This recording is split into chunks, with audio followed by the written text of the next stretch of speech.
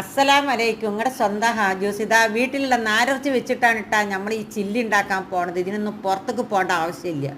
ഒരു 2 സ്പൂൺ ഉണ്ടല്ലോ കാശ്മീരി കൂട്ടി പൊടിപ്പിച്ച മുളകും പൊടിയാണ്, അതാണ് ഇട്ട് കൊടുത്തിട്ടുണ്ടല്ലോ. ഒരു സ്പൂണ് കോൺഫ്ലവറും ഒരു നുള്ള അരിപ്പൊടി, ലേശം ഇഞ്ചിൻ്റെ നീരും, ഒരു ലേശം കളറും കൂട്ടിക്കാളി ഉപ്പും കൂട്ടിയിട്ടുണ്ടല്ലോ. നന്നായിട്ടാണ്ട് കുഴച്ചിട്ട് ഒരു ലേശം നേരം ഒരു 15 മിനിറ്റ് ഉണ്ടല്ലോ നിങ്ങളെ ഫ്രിഡ്ജിലായിട്ട് സൂക്ഷിച്ച് വെച്ചാൽ അത് കഴിഞ്ഞതിന് ശേഷം ഉണ്ടല്ലോ. ഞാൻ ഇവിടെ സൺഫ്ലവറാണ് യൂസ് ചെയ്യുന്നത്.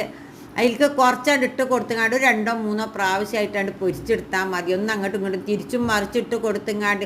എൻ്റെ പൊന്നാര മക്കളെ, ഈ നാരർച്ചയൊക്കെ എന്ന് പറഞ്ഞ് വെറുതെ കളയേണ്ടത്. ഇതിങ്ങനെ കണ്ട് ഉണ്ടാക്കി നോക്കിയിട്ടുണ്ടെന്നുണ്ടെങ്കിൽ ഒരു ബിരിയാണി ഇടാണ്ടെങ്കിൽ ബിരിയാണിയിൽ കുറച്ചിട്ടുകാണ്ട് ബിരിയാണി വെക്കുക.